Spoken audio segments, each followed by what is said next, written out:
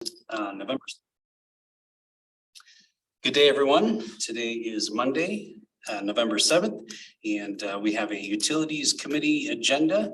And after reviewing the agenda, are there any changes? No, everything's straightforward. Can I get a motion to approve today's agenda? I move to approve the agenda. And I second it. Any discussion? Seeing none. All in favor, say aye. Aye. Aye. All right. So we have an agenda for this afternoon, and it looks like we have a 2-item agenda, one for lift stations and one for utility construction update. We're going to have Travis Lewis give a presentation. Right. You're on, Travis. Wow, This is your show, sir. awesome. Sure. Screen here. That's not it. There it is.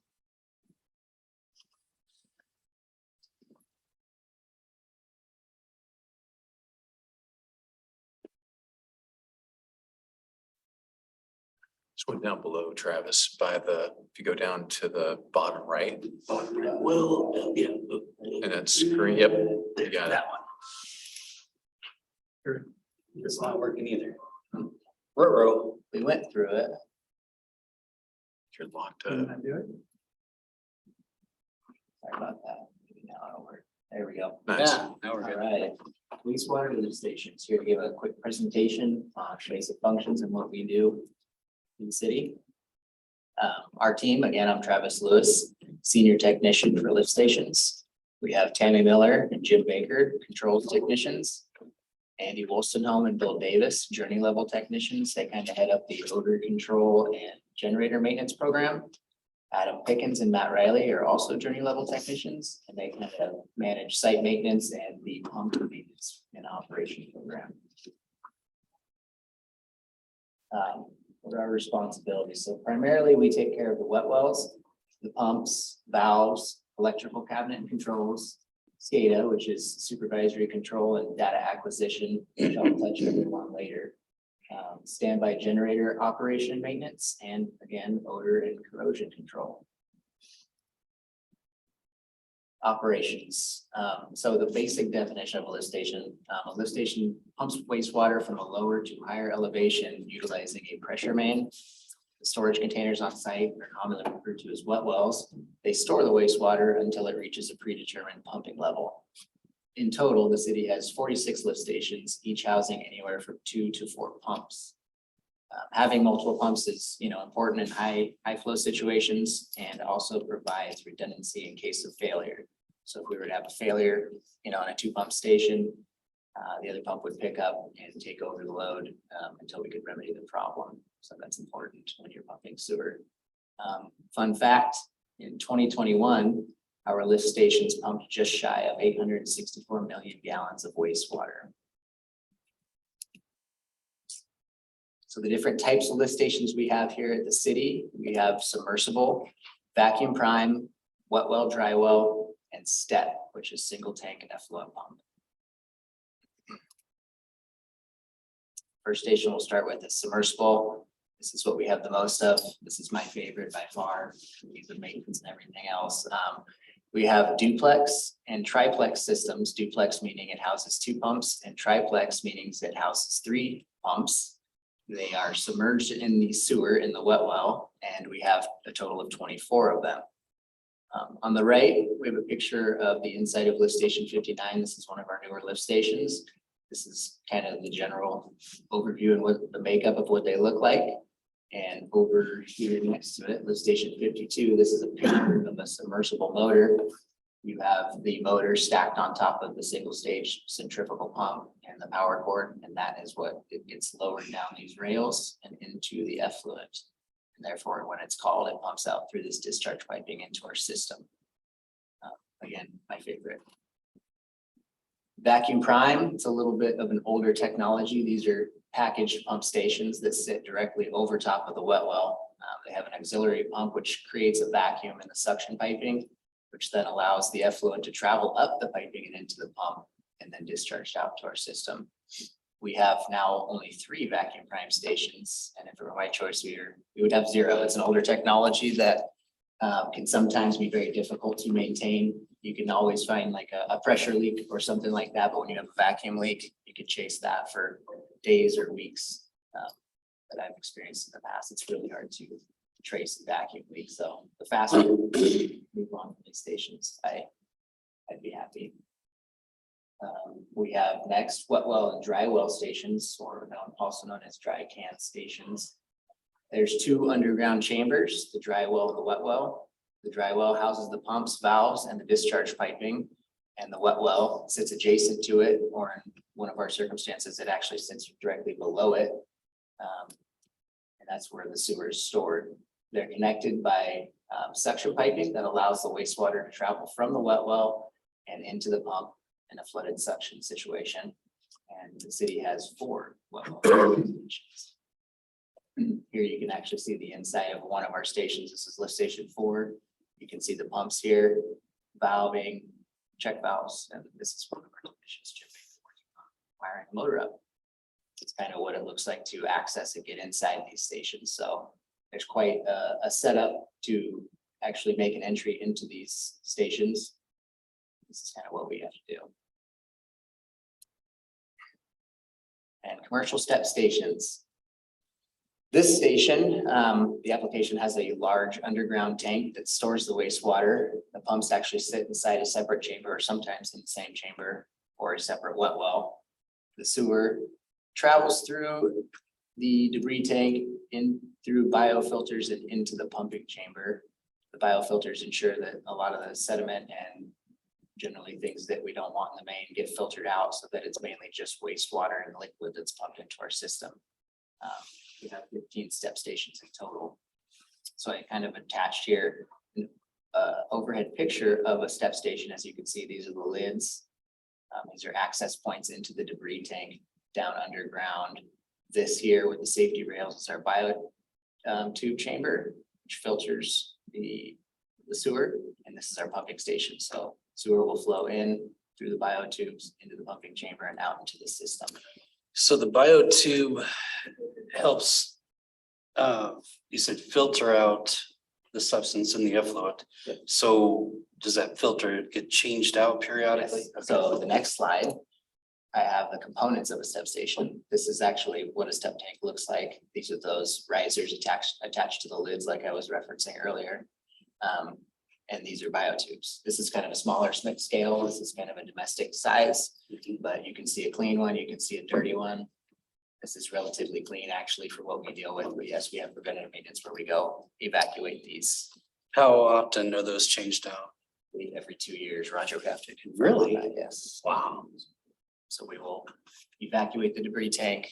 Well, once that debris tank gets lower than the actual biotube level, we'll come pull these, clean them out. Sometimes it just takes a little bit of water, and sometimes you actually have to get in there with long needle nose pliers and really clean things out. Wow, I bet that's a fun job. Yeah, it is quite fun, especially, in the heat. Travis, what's heat the of the size of summer. that tank there, about 40,000 gallons? That's when we pulled off a Stilicum. I would have to say, yeah, I don't know. I didn't do my research on that part, Okay. but. 50,000. And this is what a step pump looks like. It looks like your general actual domestic water pump, if you will. It has just a submersible motor with a screen and a stacked multi-stage turbine on top of it with the power cord and going out. What's the lifespan of the step pumps on average? Oh, I mean, they typically last a long time. We have some, 8,000 to 10,000 hours on them. Okay. Certain things can cause them to fail prematurely as well, but that's why we have a preventative maintenance program that hopefully ensures that they do last longer than just a year. Moving on to our electrical control cabinets. These are our cabinets which house the controls to run each lift station. And again, we perform annual inspections on all components to ensure that they stay up to specification and have proper operation. I put 2 pictures side by side here, lift station 57 being a newer station, lift station 42 actually being a commercial step station, an older cabinet style. This is actually what we call an RTU station. It has limited telemetry points. I think there's 10 in total, so we can do the basics and monitor things like pump run, pump fail, gen run, gen fail, high level and low level. At the newer stations, we can actually monitor things like pressure, flow, wet well levels, things like that, which helps in our program.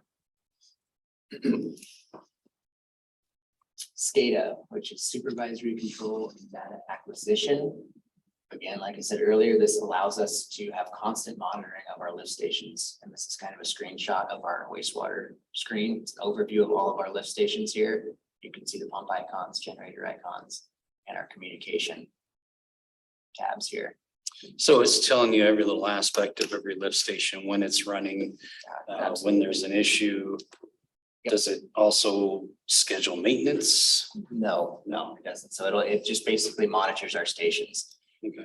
It monitors all critical components, motors, pumps, valves, etc. And in the event of a failure, it will send an alarm to our main server and then remotely to our operators, so we can see what's going on. The controls, this is what before was just an overview page. This is an actual individual page I have put side by side. Our operators can remotely access SCADA using mobile devices they're provided with, whether that be an iPad or some of them have it on their phones. It allows our technicians to troubleshoot issues before traveling to the site. So kind of going back to your question here, if we had a failure at lift station 18 and it was a pump 1 fail, we can click on pump 1. This will actually be illuminated red. And then it comes with a little drop screen. It'll tell us it may be a thermal fail, check valve fail, or just an overload, so they can kind of So there's an error code that can help you pinpoint more specifically what the issue is. kind of formulate a plan before you head out to the site. If you have Very that cool. ability. So right now, we currently use radio communication and cellular communication. We're in the process of going all cellular with radio redundancy. But I put these two screenshots side by side so you can see it, the older style page. This is what it used to look like and what some of them still do with radio. And when we upgraded to cellular, we kind of changed the layout of the page and made things a little more user friendly. So we can check with continuous runs. We just have a quick link here, or we can check Gen Trend, Gen Continuous Runs. It's all kind of simplified, more user friendly. Two crane trucks that we have on the crew. This is E423. This is our big crane truck, and this is what we call our little crane truck, which will be being replaced here in the next few years. But as you can see, this is exactly a lift station, but the crane trucks being a very useful piece of equipment, we're asked to be, help in other aspects and other departments, and we're happy to do so. But this is us actually setting up the part there at the Lacey Station. This is just us getting ready to do I think an annual pump inspection for Station 52. So it's kind of it. Great. Yeah. It's just a very basic general overview. Any issues, challenges, problems? Being new to the position, it's definitely a learning curve. And, Okay. if I can take a second to brag on my crew, they're an awesome crew. They're definitely being gracious with any questions I have. They put in hard work day in, day out, rain or shine. They're out there doing it. And I think it's reflected out there at the lift stations. If you drive by, they're immaculate. They're well maintained. Yep. They run extremely efficiently. So I think they're a great representation of Public Works, and glad to have them as a team. Great, Yeah. great. Thank you. Yes. Councilmember Cox, did you have any questions?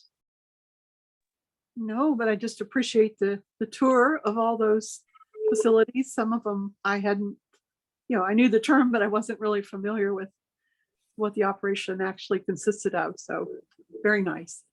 Thank you. Travis, thanks for being here. Yes, thank you. Okay, moving on, item number 2, utility construction updates.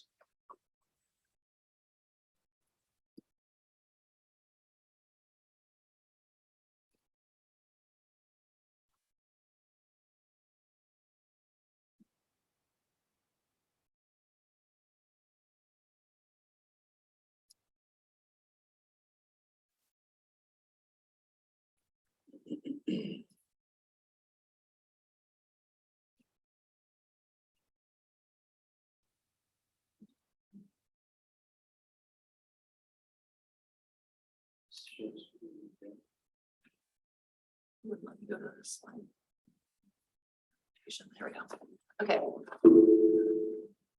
Good afternoon. I have,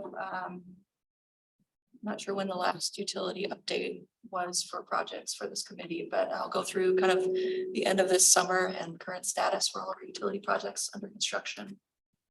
Never actually. We usually just give them the utility updates at the transportation committee. Okay, great. Past. All right.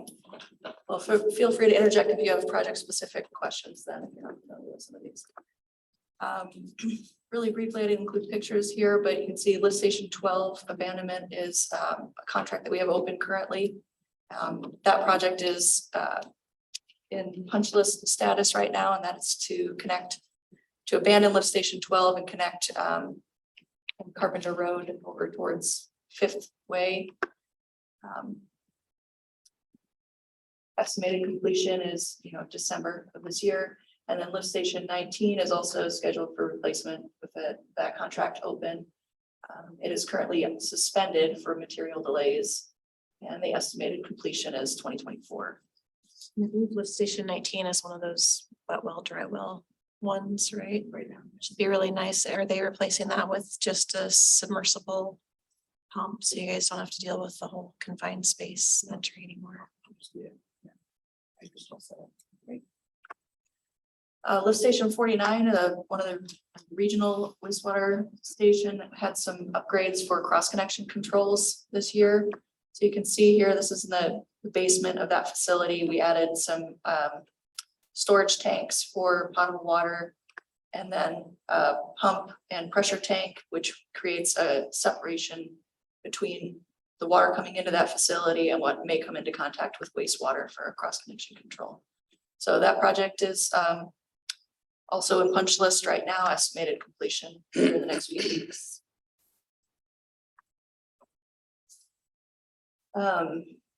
Source 1, at the west side booster station, we drilled an additional supply well with a 20-inch casing. That is complete at this point, and it'll be capped for future connection to the rest of the water distribution system. Hawks Prairie Sister Standpipe, you can see here in the photo on the right, this is the kind of the existing or previous site and storage tank. We've added a sister station here that's a 2 million gallon tank for redundancy and additional capacity. We're currently in the process of doing the startup testing for that tank and components, making sure that all the telemetry and analyzers work appropriately before completing that project. Another water reservoir project that we're working on is the Terry Cargill Reservoir. You can see here, this is in Telco Loop that's currently closed for this construction. Estimated to be reopened here in the next few weeks as we can repave these disturbed areas as weather permits. But we had that shut down to install all the water and storm along Intelco Drive. So you can see that valve T here that's now in place. And then moving forward, they'll be starting construction on the foundation for that tank over the next 6 weeks or so. And ultimately going vertical on the rest of that. It's a very large project with estimated completion 2024. So we'll keep you informed as that moves along. Starting on Monday next week, we will be beginning the manhole and valve adjustment contract. Typically, this has been included in other larger contracts, but this year we made a change and broke it out into a separate scope of work. So they'll be going around. You can see the utility map here. Excuse me. To various spots around the city and raising manholes and valves to grade and replacing the asphalt around those. This is one that was delayed for materials, right? That's correct. This one was delayed for the last 3 months or so and is beginning next week now. It's very short duration. There's only about a month worth of working days. So depending on weather, that should be complete by the end of the year. One that we just opened bids for that will be brought forward to council for award is the Carpenter Road improvements. You can see here, this section of Carpenter Road applies basically from Pacific Avenue down in front of the North Thurston School District transportation office, and then to where the county completed their improvements in the last section. This will be fairly complicated in that you can see all the customers impacted along this route. There'll be a combination of, nights and weekends and various schedule impacts related to those connections. So I'll keep you posted. That's all I have to share today. Are there any questions? Councilmember Cox? No, I don't think I have any. Thank you so much. I don't. Thank you. Okay, well, that was a quick agenda. That was it. No, we always like to try to show you just the, again, as complex as the utilities are, it's good to show kind of all the improvements that are occurring on a year-to-year basis. The Terry Cargill, just that project alone is $15 million. So it's a significant infrastructure that we're putting in place. Yeah, it's pretty amazing. And so typically when it gets better weather, we try to kick the tires too. So we've done road trips. So it's always a good idea to think about that if you want to go look at some of these projects during the summertime construction. I would actually like to do that. Yeah. You won't be around, so I'll talk to Rick or whoever your replacement is. Yeah, there you go. Okay, great. If Thank you you. invite me down, Yeah, I might. Invite you up, you mean? there you go. Is there anything else for the good of the order? No, thank you everyone for being here. Thanks for the presentations and keep up the great work. Okay, meeting adjourned.